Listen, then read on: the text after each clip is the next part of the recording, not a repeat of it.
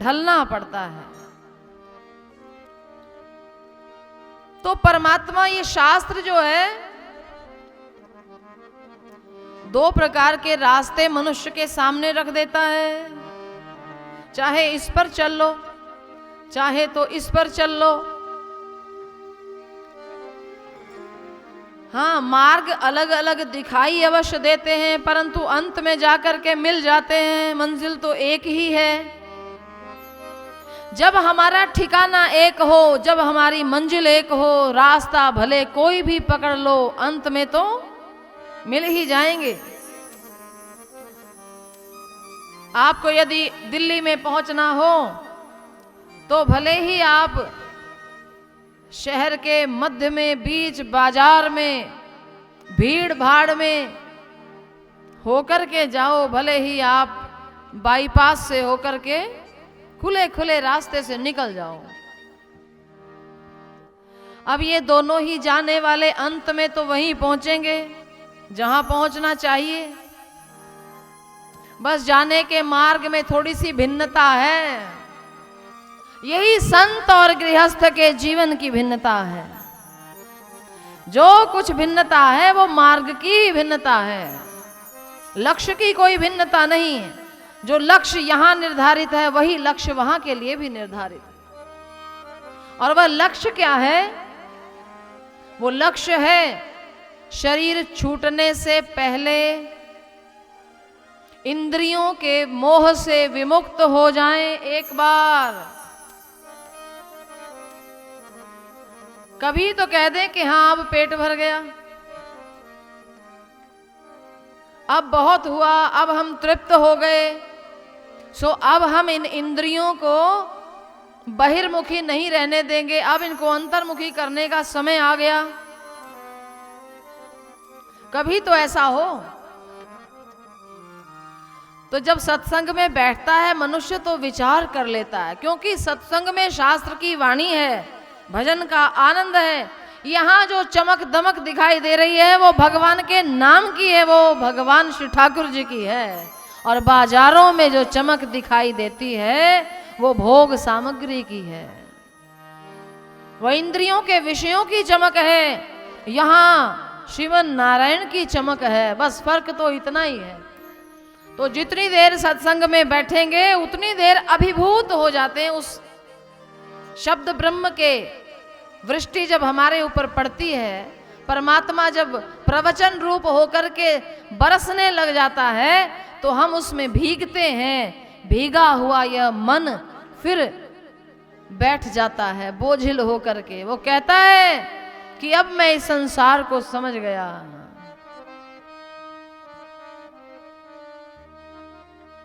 जिन्हें हम हार समझे थे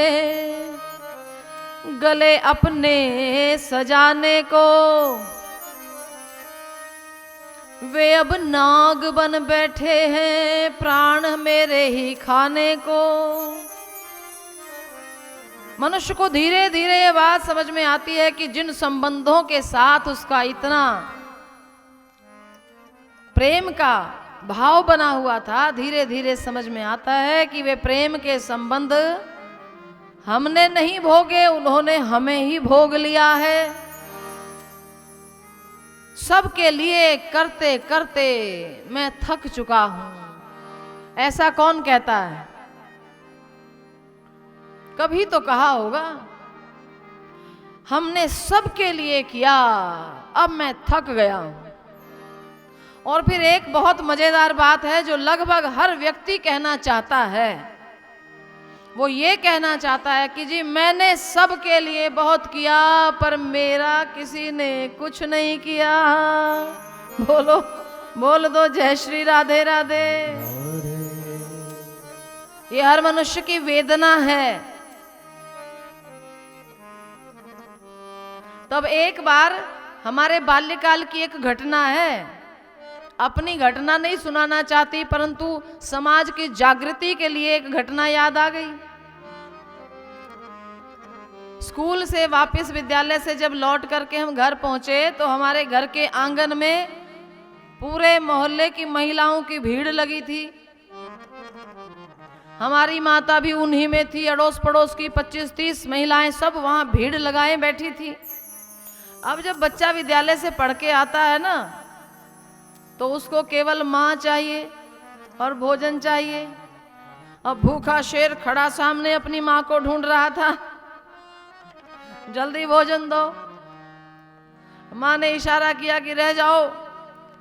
तो हमें भी कौतूहल हुआ कि देखें क्या बात हो रही है ऐसी जो सारी दुनिया मगन है। तो वहां बीच में केंद्र में एक ज्योतिषी का स्वरूप बनाए व्यक्ति बैठा था। अच्छा, मैंने ये नहीं कहा कि एक ज्योतिषी बैठा था, हम ये कह रहे हैं कि ज्योतिषी का स्वरूप बनाए एक व्यक्ति बैठा था। वो व्यक्ति सबका हाथ देख देख करके बतला रहा था। तो हम भी ऊपर से झांकने लगे कि देखें क्या बतलाता है। अब वो जो महिला आए उसको यही कहे कि माता जी आपने तो बहुत किया है अपनी सास का, ननदों का, सबका, परंतु बदले में आपको कभी यश मिला नहीं। ऐसा सुनते ही वे माताएं बिल्कुल द्रवीभूत होकर के पिघल जाएं, यूं आंखें नम कर लें, गीली कर लें और कहें पंडित जी कुछ और भी बताइए। तो ये क्रम चलता रहा 2-3 घंटे माताओं का जमघट, और वो इसी बात पर सबको विमोहित करता रहा। हमें उस आयु में इतनी समझ आ रही थी कि ये सब की प्रसुप्त भावनाओं को, इनकी सोई हुई हृदय में छिपी हुई भावनाओं को केवल प्रज्वलित करके उसका लाभ उठा रहा है, अन्य कुछ नहीं हो रहा। तो मैंने अपना हाथ बढ़ा करके कहा पंडित जी मेरा भी हाथ देख दो। अच्छा, एक बात आश्चर्य की ये है कि किशोरावस्था तक हमारे माता पिता ने परवरिश ऐसी करी थी कि देखने में बिल्कुल लड़का जैसे लगती थी मैं। यद्यपि बातें बताने की तो नहीं कथा में, पर ज्योतिषी जी का सत्य उजागर करने के लिए बताना तो पड़ेगा। तो उसने ऊपर से नीचे ऐसे देखा और कहा इसकी माँ कौन है। हमारी माँ आ गई बेचारी, सिर पर पल्लू ढककर हाथ जोड़कर बैठ गई, यों यों करने लगी। उसने कहा कि माई ये तेरा बेटा तेरे कहे में नहीं रहेगा, तुझे इससे कोई सुख नहीं मिलेगा, यह तो बहू का गुलाम हो जाएगा, तुझे छोड़कर चला जाएगा। हमने झट से हाथ खींच लिया और कहा पंडित जी ये लड़का नहीं, हम तो लड़की हैं। अब खिसियाने पंडित जी ने अपनी पोटली संभाली, बोले भैया जय श्री राम, कल फिर मिलेंगे। तो हमने सबका बहुत किया, किसी ने हमारा नहीं किया। इस दुख से, इस दर्द से कलयुग का हर इंसान पीड़ित है, क्योंकि आत्म केंद्रित सोच के हम शिकार हैं। हमारी दृष्टि अधिकार वाली दृष्टि है, कर्तव्य वाली दृष्टि नहीं है। हम समाज में रहते हैं, समाज का हर वर्ग हमें बुलाता है।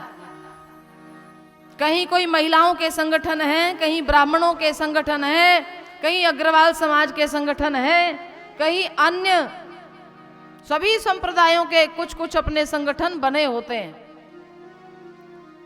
ये सभा वो सभा, सबकी सभाएं होती हैं और सभी बुलाते हैं अपने अपने वार्षिक कार्यक्रम में कि दीदी जी को बुला लो। तो हम चुपचाप पहले बैठकर उनकी बात सुनते हैं कि यहाँ क्या हो रहा है। कई बूढ़ों के संगठन बने, बताइए सारी उम्र खा के हजम कर गए, अभी भी रो रहे हैं। Senior citizen association. अब एक जगह बैठे थे तो सारे लगे चिल्लाने, हमें अपने अधिकारों के लिए लड़ना चाहिए, हमें अपने अधिकारों के लिए लड़ना चाहिए। ये वृद्धों की एक सभा थी, कहीं सीनियर सिटीजन एसोसिएशन का कार्यक्रम था। हमें अपने अधिकार ऐसे नहीं मिलेंगे, हमें उनके लिए लड़ना होगा। अब हमें बड़ी हैरानी हुई कि जीवन भर जी लिया, अभी भी ये अधिकार बेचारे पा नहीं पाए। तो फिर अब इन्हें मिलेंगे कि कब? अब तो भगवान के घर जाके ये अधिकार पूरे होंगे। हमने जब हमारी बारी आई तो हाथ जोड़ के कहा, हे माताओं, हे बुजुर्ग पिताओं, आप यदि कर्तव्य दृष्टि ही रख लें, भारत का प्रत्येक नागरिक यदि यह सोच ले कि मेरा कर्तव्य क्या है और अपने कर्तव्य को मैं निभाऊं, मैं अपने कर्तव्य को 100% पूर्ण करूं, हर व्यक्ति अपना कर्तव्य पूरा करे तो अधिकार किसका छीनेगा? सबके अधिकार अपने आप पूरे हो जाएंगे। गिलास आधा भरा हुआ है, वो जो आधा भरा है वहां दृष्टि रखो, जो आधा खाली है उसके लिए विलाप करना बंद कर दो। हर मनुष्य, हर समाज यदि अपना कर्तव्य करे, अब बुजुर्ग सोचें कि मुझे बालकों को संरक्षण देना चाहिए, वो मेरा कार्य है, ऐसा विचार आने पर बालक भी बुजुर्ग का ध्यान स्वयमेव रखना प्रारंभ कर देंगे। खैर ये बात तो तब हो जब ये जो मन है हमारा ये विश्राम पा गया हो इंद्रियों से, तब ऐसा कर्तव्य का चिंतन होगा। परंतु मन ने अपने अड्डे अभी छोड़े नहीं हैं। एक बार हम बनारस में थे, हमने अपने जीवन में पहली बार तांगा देखा था। आप लोग तांगा की सवारी कौन कौन किए हो? तो एक तांगा जो है वो रेलवे स्टेशन से लेकर के और 2-4 किलोमीटर के एरिया में वो तांगे वाले की घोड़ी थी। बनारस यात्रा पर पूज्यपाद महाराज श्री ने कहा कि इन बालकों को तांगे की सवारी करवा दो। तब हम बच्चे थे, गुरुजी ने कहा भाई तांगा पर बैठा दो। अब हम तांगा पर, इक्का तांगा भी नहीं, इक्का था जिस पर एक ही सवारी बैठ सकती है। तांगा चलाने वाला घोड़ी के पास बैठता है और ऊपर एक ही कुर्सी है, उस पर एक, इक्का माने एक सवारी। तब हमने कहा ठीक है, हम तो तांगे से पहुंच जाएंगे गांव, बाकी लोग गाड़ियों में चले गए। घोड़ी जो थी वो खूब टपा टप खूब प्रसन्न चित्त, खूब हरा चारा खाए हुए, पानी पिए हुए बड़े आनंद से सरपट भाग ली। बड़ा आनंद आ रहा था हमें भी, ठक ठक ठक ठक चली जा रही तांगे की सवारी। अचानक एक मोड़ आया, वहां 2-4 दुकानें थी, वहां जाकर के घोड़ी ने अपने पांव ऐसे जमा लिए कि वह आगे नहीं बढ़ती थी। अब तांगे वाला नीचे उतर गया और वो तांगे वाला जबरी रस्सी पकड़ पकड़ करके उसको खींचे और वो जाए नहीं। तब एक चाबुक लेकर के चाबुक भी दिखाए। जब चाबुक का भय हुआ तब बेचारी घोड़ी बड़ी मुश्किल से वहां से हिली। हमने सोचा भैया ये जाना नहीं चाहती तो हमें उतार दो, हमें तो रास्ता मालूम है, पैदल ही निकल जाएंगे। कहा नहीं नहीं दीदी जी, ये भी चलेगी, बस थोड़ी दूर करेगी ऐसे, फिर ये चलेगी। थोड़ी दूर तक उस घोड़ी ने नखरा सा किया, मान लीजिए कुछ 50 मीटर वो कष्ट में रही। उसके पश्चात फिर वो घोड़ी वाला चढ़ गया तांगे के ऊपर और घोड़ी फिर सरपट दौड़ने लगी। मुझे हैरानी तो हुई इस बात की, मैंने कहा भाई ये वहां क्यों नहीं चल रही थी और अब क्यों चल रही है? उसने कहा वहां पर इसका अड्डा था। का अड्डा मतलब क्या? का अड्डा जहां ये चारा खाती है, इसका मन उस अड्डे के साथ बंधा हुआ है। इसका कितना ही पेट भरा हुआ हो, चाहे 2 बोरी की जगह 4 बोरी घास इसको खिला दीजिए, पर जब ये वहां से निकलेगी तब यह एक बार अवश्यमेव रुक जाएगी। इसका मन वहां फंसा हुआ है। तभी हमें विचार आया कि देखो ये बेचारा मूक पशु है, हमारे भी तो मनों के कई अड्डे बने हुए हैं। बड़ी मुश्किल से सत्संग में बैठते हैं, तो मन जो है वो इंद्रियों से विमुख होने की कोशिश करता है और आत्मा की ओर झांकता है। अभी तो मन हमारा इंद्रियों को ही झांकता है, मुझे ये नहीं मिला, हमें ये सुख नहीं मिला, हमें ये सुख नहीं मिला। मन सदा रोता है, मन का काम ही है आपको हंसते को रुला दे। परंतु शास्त्र की जब वृष्टि होती है तब ये मन आत्मा की ओर झांकने लग जाता है। आत्मा नित्य है, अजर अमर अविनाशी है, तब मन सुखी हो जाता है, खूब आनंद में हो जाता है मन। परंतु क्या करे, इस मन के अड्डे फिर कहीं फिर फंस जाता है तो फिर बैठ करके फिर वहीं रोने लग जाता है। भगवान नलिन सुंदर श्री कृष्ण का बड़ा सुंदर विवाह हो गया है। विवाह का अर्थ हुआ विशिष्ट वाह, मतलब जो विवाह हो तो फिर वाह वाह क्या कहना है। देखा ही आपने कल भगवान का विवाह हुआ। अच्छा, आपका विवाह हुआ था कि आपका ब्याह हुआ था? बताओ। पंजाब में जो रहते हैं उनका क्या हुआ? ब्याह। तो जिसका ब्याह हुआ उसके जीवन में हा यही लगा रहेगा। जिसका विवाह होता है वो वाह वाह में जीता है। भगवान श्री कृष्ण चंद्र का तो विवाह होता है। भगवान ने भी प्रेय मार्ग का चयन किया, श्रेय को नहीं प्रेय को चुना है।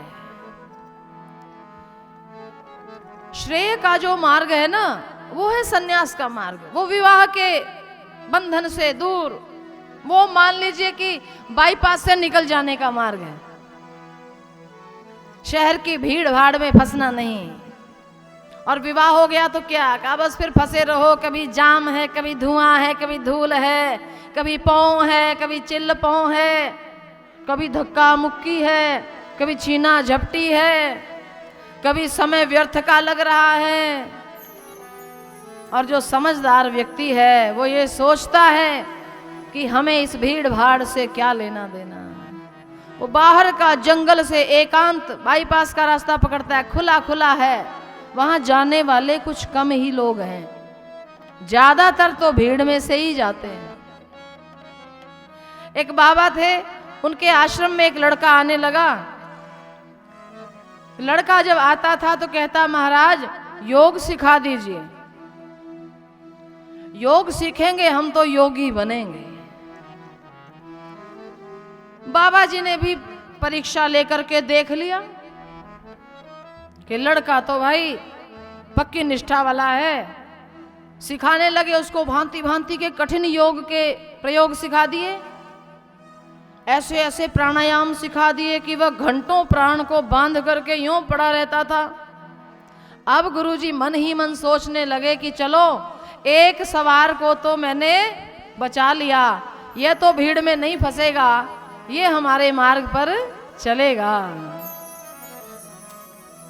अभी 10 ही दिन बीते थे, गुरुदेव अपने मन में सुंदर सुविचार कर रहे थे, लड़का 2 दिन आया नहीं।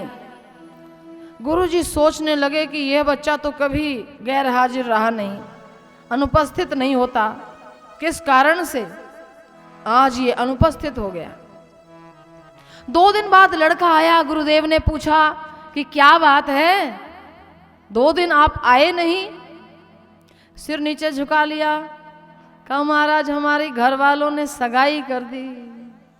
बोलो जय जय श्री राधे।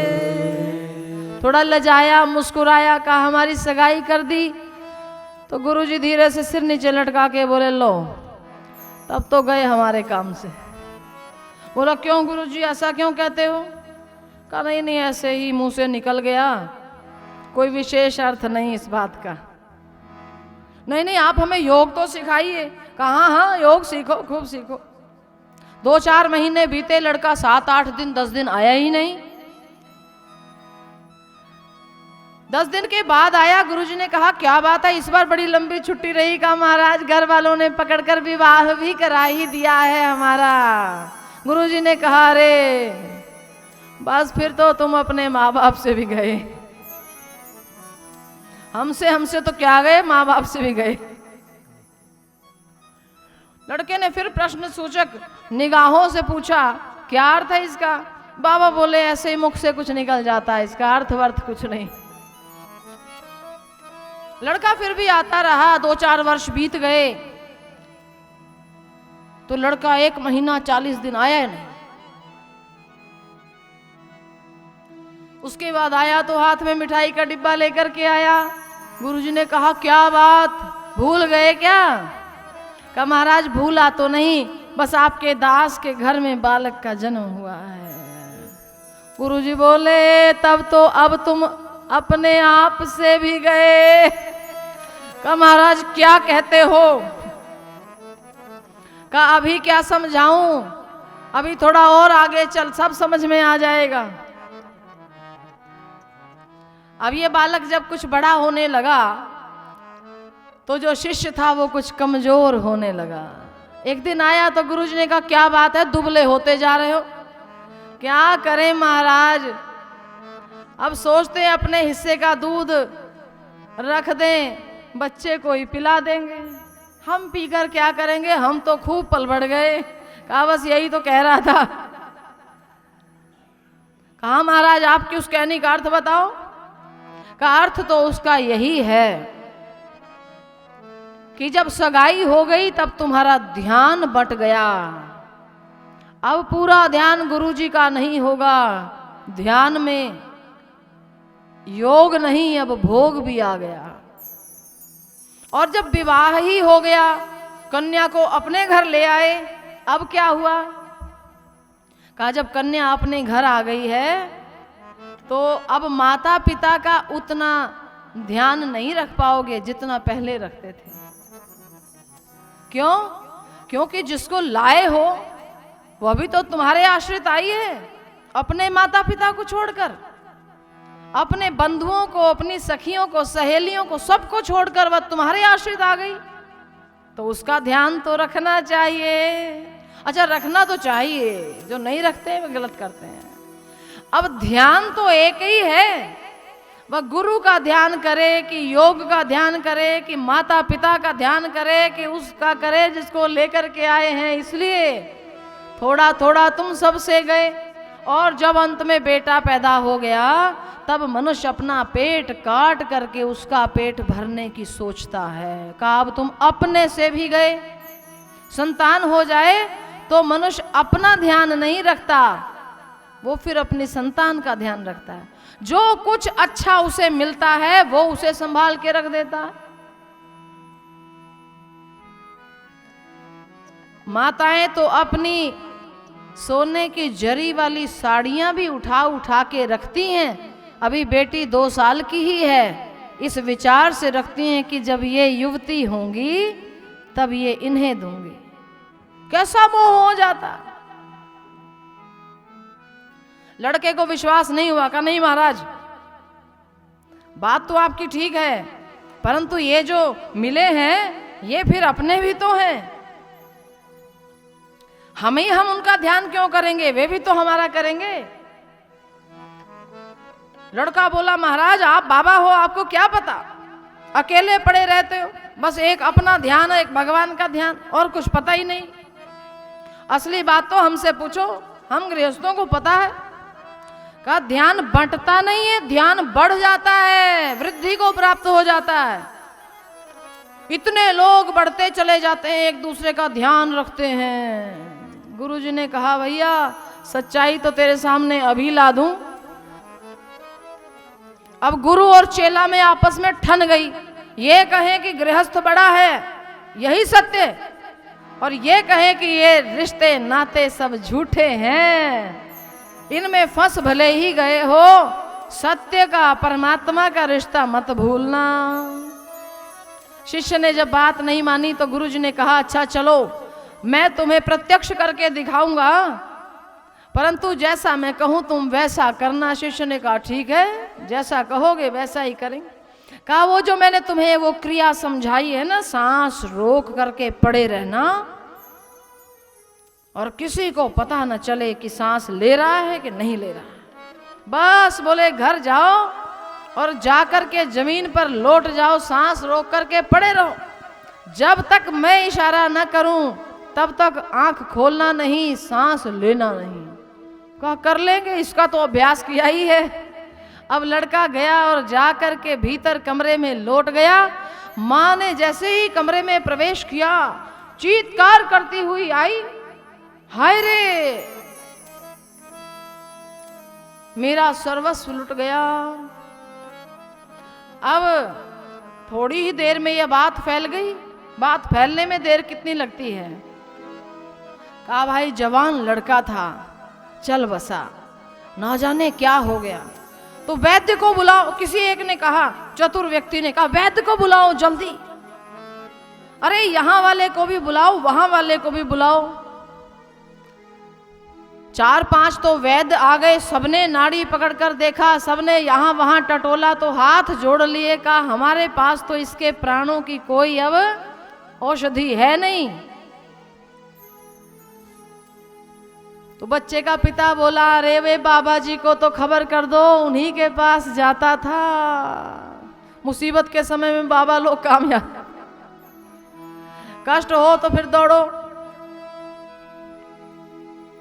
और कहा कि बाबा जी चलिए, आपके शिष्य को कुछ हो गया। बाबा जी तो तैयार बैठे ही थे, सारा नाटक तो इन्हीं के डायरेक्शन में हो रहा है, डायरेक्टर तो यही है। बाबा जी ने कहा चलो चलें। जाकर के देखा तो बोले ओहो चलो कोई बात नहीं, फिर भी आपने मुझे समय से बुला लिया। इसके प्राण तो संकट में हैं, इसके ऊपर तो मृत्यु कारक ग्रह बैठ गया। लाओ देखूं, मैं अपनी तपस्या लगाता हूं, कुछ यदि कर सकूं तो। कहा कि एक कटोरा दूध का ले आओ। दूध का कटोरा मंगाया। कहा इसमें मिश्री, खांड, चीनी मिलाओ, खूब मीठा बढ़िया दूध बना करके। और बाबा जी उस बालक को समझा